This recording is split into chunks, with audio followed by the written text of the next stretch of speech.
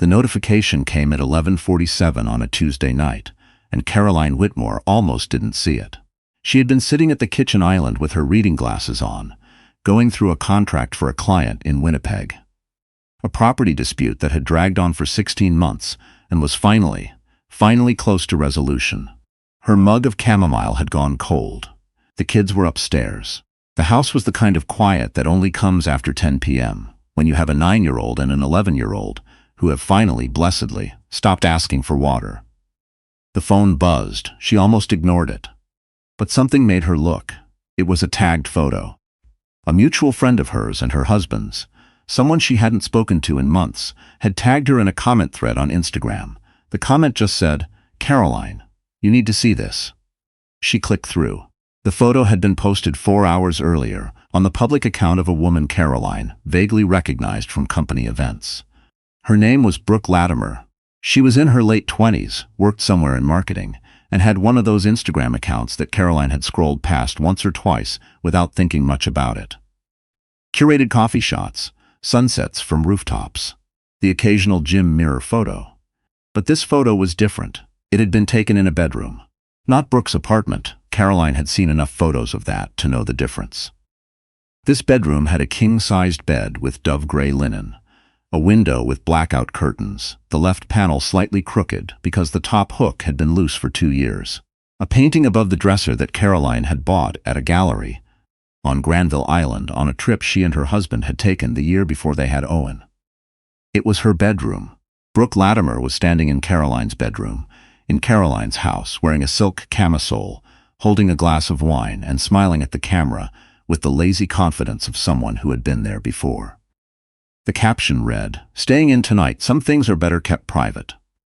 There were 214 likes, 47 comments.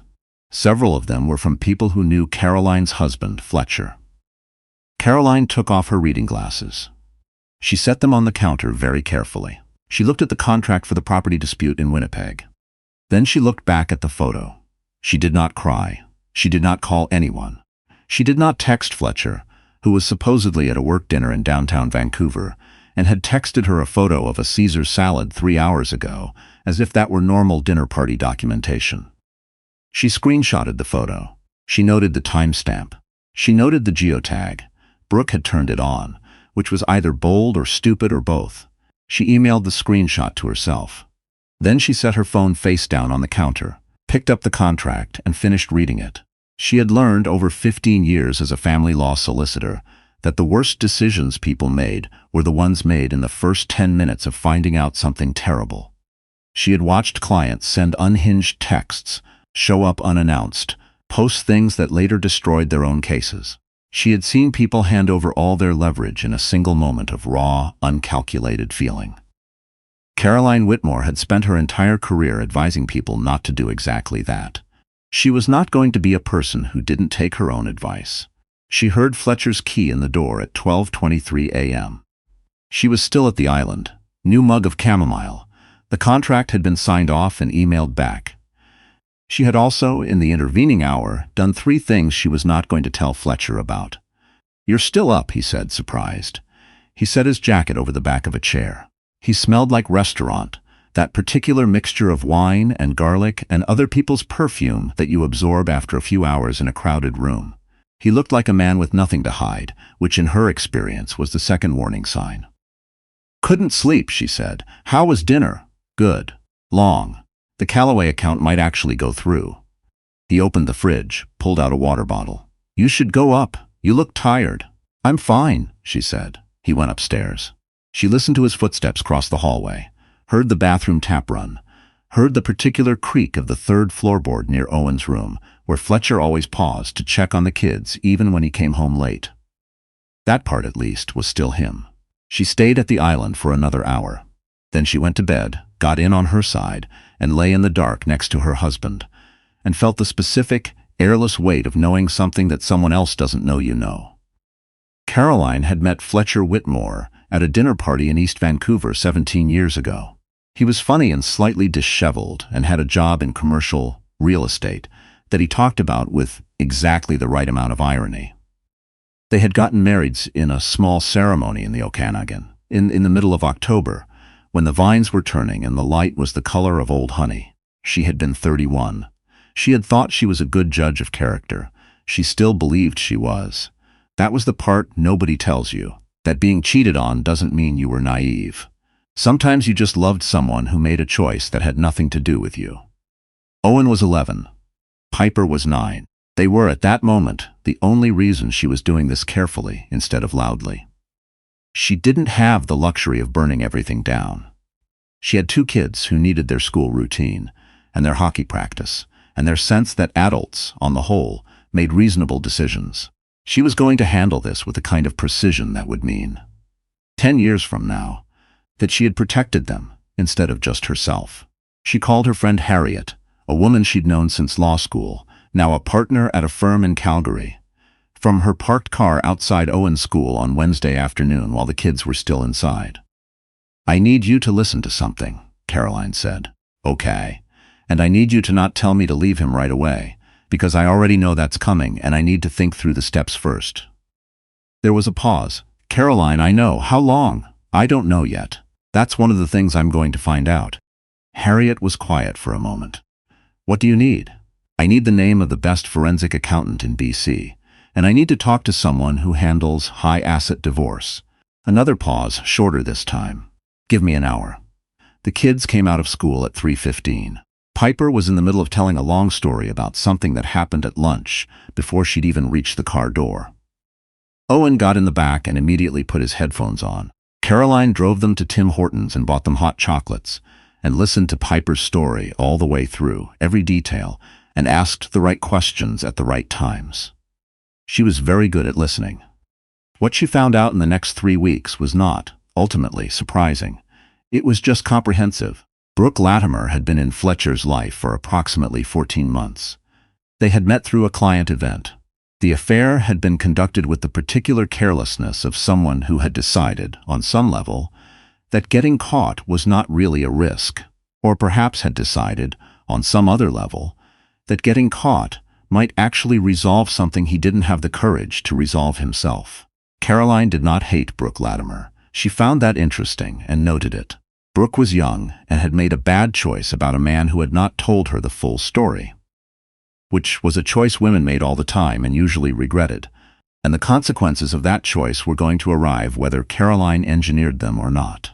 What Caroline did feel, clearly, specifically, without ambiguity, was that she was not going to be the person who quietly absorbed this and said nothing while Brooke continued posting from her house, and Fletcher continued pretending to attend work dinners. The post was still up. Brooke had added a second photo 2 days later. A morning shot, coffee on a white table, with the caption, "Good things come to those who wait." The table was Caroline's kitchen table. By that point, Caroline had spoken to a divorce solicitor named Elaine Park, who was calm and methodical, and had a list of questions that took 90 minutes to get through. She had spoken to the forensic accountant. She had made copies of everything she needed. She had consulted a colleague about the specific question of posting photographs taken inside someone else's home without permission, which touched on privacy law in ways that were, as it turned out, actionable. She had also done one other thing. It had taken her a week to decide on it, and another 3 days to execute it properly, and she had not told a single person it was happening until it was done. Brooke Latimer was a lifestyle influencer with 34,000 Instagram followers, a growing presence on TikTok, and a recently signed partnership with a house-size Canadian skincare brand called Luminos. Luminos had been running an ad campaign for the past 2 weeks across Instagram, targeting women aged 25 to 45 in British Columbia, Alberta, and Ontario. The ads appeared in feeds and stories. The creative was clean and soft. A woman applying serum in a sunlit bathroom, warm tones, the kind of visual language designed to feel aspirational without being alienating. Brooke had promoted 2 of these ads on her own account. The partnership was clearly valuable to her.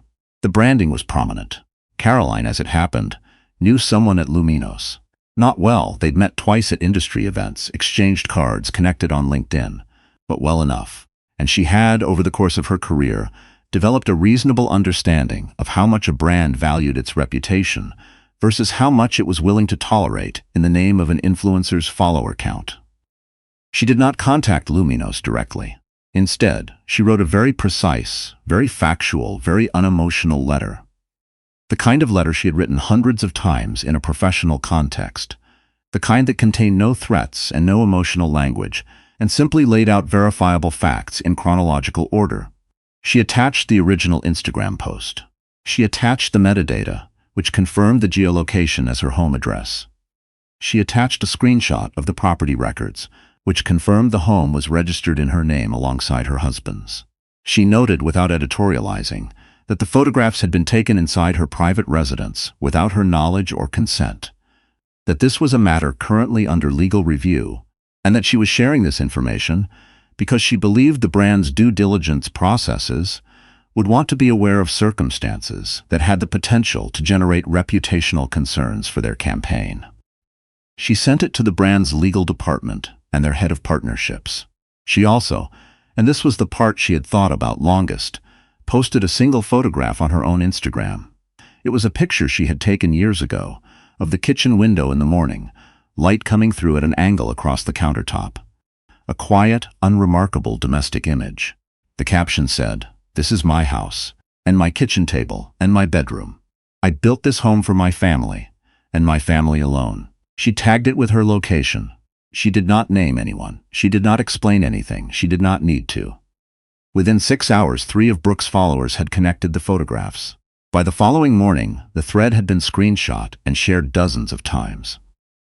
By the afternoon, a local lifestyle blog had picked it up under the headline "Vancouver influencer's Instagram post raises questions after homeowner speaks out." By the evening, a journalist from a digital news outlet had emailed Caroline asking for comment. She did not comment. She didn't need to. The images spoke for themselves. Fletcher found out on a Thursday. He called her from outside his office building, and she could tell from the first syllable that he had seen it. "Caroline, I'm in a meeting," she said. She was not in a meeting. "We need to talk about this." "I agree. My solicitor will be in contact with yours. I'd suggest you get someone good. I've done a thorough review of the financials, so accuracy is going to matter." Silence. "The kids don't know anything yet," she said, "and they won't know anything in a way that I haven't carefully considered. That's the only part of this that I'm willing to negotiate on, their well-being. Everything else is already decided." She hung up. She went and stood at the window of her office for a while, looking out over the street below. It was raining the way it rains in Vancouver in November, which is to say steadily and without apology, and the lights on the street were smearing in the wet, and people were moving quickly under umbrellas, and nobody was looking up. She thought about the night 17 years ago when she had met Fletcher at that dinner party. She thought about October in the Okanagan. She thought about Owen's face when he was born, the specific shock of it, the way Fletcher had pressed his forehead against hers in the hospital, and she had felt, in that moment, that she had built something real. She was still building something real. It just wasn't going to include him anymore. Luminos suspended their partnership with Brooke Latimer the following week. The announcement was quiet. A statement about periodically reviewing brand alignment, no names mentioned, but the timing was clear to anyone paying attention. 3 other micro-partnerships Brooke had been in discussions with went silent.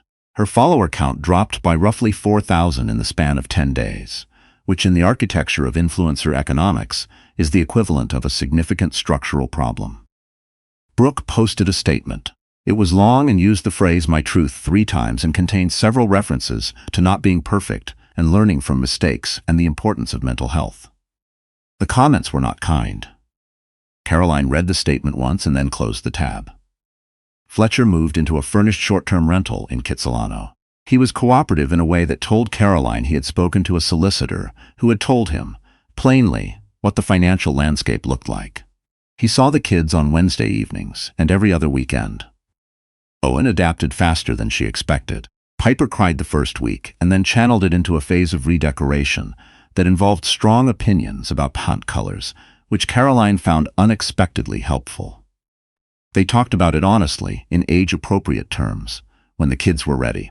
That conversation was the hardest thing Caroline had done in a long time, and she had done hard things before. Owen sat very still and asked one question. "Was it something we did?" "No," Caroline said without hesitation. "This had nothing to do with you. It had nothing to do with anything you did or didn't do." You are both exactly who you're supposed to be, and that was never in question. Owen nodded slowly. Piper reached across the table and held her brother's hand, which made Caroline look briefly at the ceiling. She did not cry in front of them. She cried later, alone, with her back against the bathtub in the ensuite. The quiet, internal kind of crying that doesn't make much noise and takes a long time to stop. She let it happen. She didn't try to manage it into something more dignified. Some things are just what they are. The divorce took 8 months, which is fast by the standards of high-asset cases, and a reflection of the fact that both parties came to the table with complete documentation and no illusions about leverage. They sold the house in the spring. The market was still reasonable. The proceeds split cleanly. Caroline found a place in Dunbar, a semi-detached on a street with big maples that would be extraordinary in the fall. She was in there by early June. Owen claimed the room with the better closet and immediately filled it with hockey equipment. Piper spent a Saturday afternoon arranging her bookshelf and then rearranging it, and then came downstairs to declare that she thought the new house had a good feeling, and she was probably going to like it. "I think so too," Caroline said. "I know you've been off." Since Monday, she took them for dinner at the Thai place around the corner that they'd found on their second night in the neighborhood. And Owen ordered the same thing he always ordered and complained that it wasn't as good as the old Thai place, and then ate the whole thing and asked if they could come back next week. And Piper spent 10 minutes deciding on mango sticky rice, and then decided it was the best thing she had ever eaten in her life. And Caroline sat across from her 2 children in a booth, in a small restaurant in a new neighborhood, and felt, underneath the exhaustion and the residual grief and the logistical weight of everything still to do, something else. It was small and it was quiet, and it did not announce itself. But it was there. She got a message from a woman she didn't know in early August. The woman said she had followed Caroline's Instagram since the story came out the previous fall. She said she had been in a similar situation for 2 years and hadn't known what to do. She said watching someone handle it with that kind of steadiness had made her feel like steadiness was possible. Caroline read the message 3 times. Then she wrote back, "It is possible. It's also really hard. Both things are true at the same time. I hope you find people who can help you through it." She put the phone down. Outside the window, the maples were full and green, still weeks from turning. The kids were at Fletcher's for the weekend, and the house was quiet in that particular way. The specific quiet of a space that is yours and only yours, that holds no one's weight but your own. She made a cup of tea. She sat at her kitchen table, her table in her kitchen, in her house, and she worked on a contract, and she let the quiet be enough. It was enough. She was learning, slowly and on her own terms, to let things be exactly what they were.